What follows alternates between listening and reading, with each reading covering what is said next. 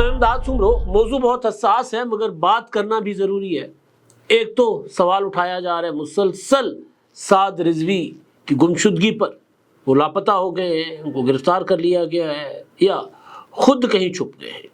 ایک تو اس معاملے پر بات ہو رہی ہے، اور دوسرا مرید کے آپریشن کو لے کر کیا سارائیاں، افواہ، جھوٹا پروپیگنڈا تھمنے کا نام نہیں لے رہا۔ کیوں نہیں تھم رہا، اس کی ریزن میں آپ کے سامنے رکھنے جا رہا ہوں۔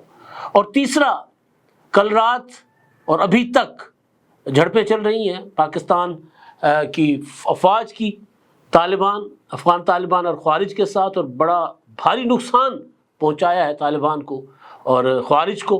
کوئی 50 سے زیادہ ہلاکتیں ہوئی ہیں خوارج کی پاکستانی فوج کی جوابی کارروائی میں، اسپن بولدک کا علاقہ اور دوسرا کرم، وہاں پر جو ہے وہ دراندازی کرنے کی کوشش کی گئی تھی، اور پھر پاکستانی افواج نے اپنی دھرتی کی حفاظت کرتے ہوئے جو ہے وہ اپنا فرض ادا کیا۔ تو اس پر بھی بات ہوگی، لیکن اس میں جو حساس معاملہ ہے، حساس معاملہ آگے نہ آ جاتا ہے کہ جی عمران خان صاحب تو بول رہے ہیں لیکن ادھر سے کوئی نہیں بول رہا۔ بھائی میں حیران ہوں کہ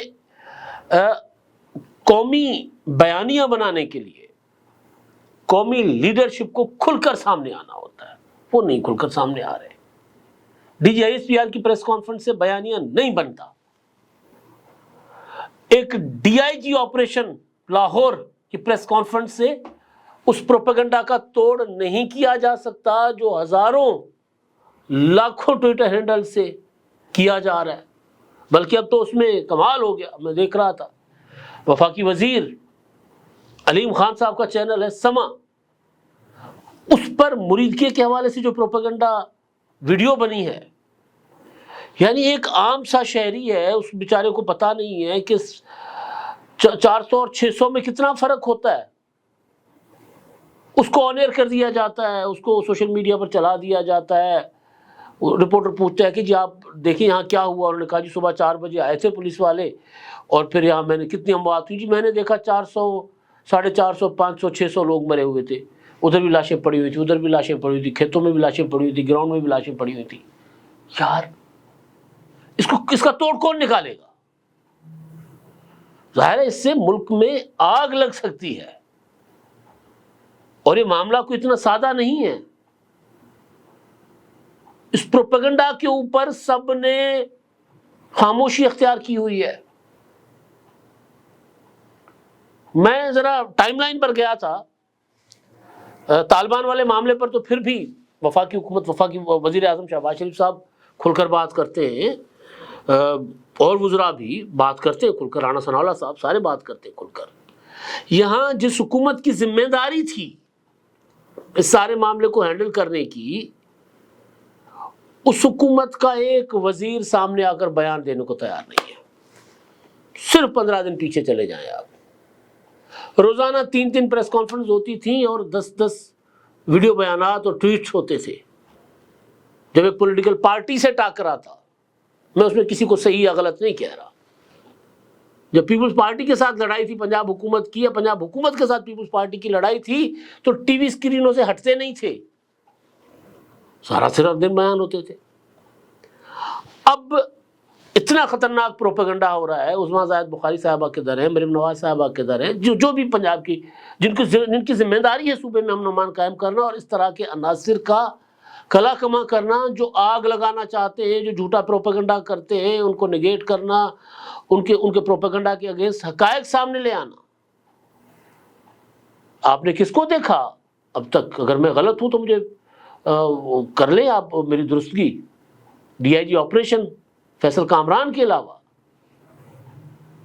اس سارے معاملے میں کوئی اور آپ کو نظر آیا؟ فیصل کامران تو ایک سرکاری افسر ہے، انہوں نے آپریشنل جو چیزیں تھیں وہ بتائیں۔ کل وہ بیٹھے ہوئے تھے شاہ زیب خانزادہ کے پروگرام میں، تو کدھر سے وزیر اطلاعات کو بیٹھنا چاہیے تھا، وزیر داخلہ ہوگا پنجاب کا، ان کو بیٹھنا چاہیے تھا، سی ایم صاحبہ کو بات کرنی چاہیے تھی۔ جھنڈا میں نے دیکھا ضرور، وہ کھاریاں کے ایک اسکول پر قومی پرچم کے ساتھ مریم نواز کی تصویر والا جھنڈا، تصویروں کے بعد ایک نئی چیز آ گئی ہے۔ مطلب ٹھیک ہے جی کیجئے، اس سے کوئی فرق نہیں پڑے گا، لیکن بات یہ ہے کہ ایک پروپیگنڈا کے اگینسٹ آپ نے اپنا سچ تو رکھنا ہے نا. وہ سچ کون رکھے گا؟ ڈی آئی جی نہیں رکھ سکتا. معذرت کے ساتھ D G I S P R کی کہی ہوئی بات زیادہ متنازع ہو جاتی ہے، ادارہ متنازع ہو جاتا ہے. اس دن بھی میں نے کہا تھا بیٹھک میں کہ جی انہوں نے D G I S P R نے کہا کہ جی ہم نہیں بننے دیں گے سی ایم ایسی شخصیت کو. وہ بن گئے نا. اب میں نے کہا تھا ادارہ متنازع ہو جاتا ہے، ادارے کی امپورٹنس ختم ہو جاتی ہے. ادارے کا کام جو فوج کا ہمارا محکمہ ہے اس کا کام جو ہے وہ بڑا خوبصورت انداز میں کر رہے ہیں. انہوں نے طالبان کو، افغان طالبان کو جس طرح جواب دیا، انڈیا کے جس طرح دانت کھٹے کیے، وہ تو بہت زبردست کام کر رہے ہیں. لیکن جو کام ان کا نہیں ہے، اگر وہ کرنے پر مجبور ہیں، بظاہر تو یہ لگ رہا ہے کہ کرنے پر مجبور ہیں، کیونکہ عمران خان جس طرح قومی بیانیہ کے اگینسٹ یا قومی خواہشات یا جو ضرورت ہے قومی، اس ضرورت کے اگینسٹ، قومی ذمہ داری کے اگینسٹ جب وہ لمبے لمبے بیانات داغیں گے ٹویٹر پر، اور ٹویٹ ان کا بند بھی نہیں کروایا جا پا رہا. انہوں نے کل رات بھی جو لمبا چوڑا ٹویٹ کیا ہے اس میں انہوں نے دہشت گردی کے خلاف ہونے والے آپریشنز کی نہ صرف مخالفت کی ہے، بلکہ انہوں نے سہیل آفریدی کو کہا ہے کہ جی آپ میرے فرنٹ، اب وہ کیا ہوتا ہے، اوپننگ بیٹسمین ہے، اور آپ نے جا کے چوکے چھکے مارنے، آپ نے آپریشن نہیں ہونے دینا، آپ نے مخالفت کرنی ہے، آپ نے اپنی پالیسی دینی ہے.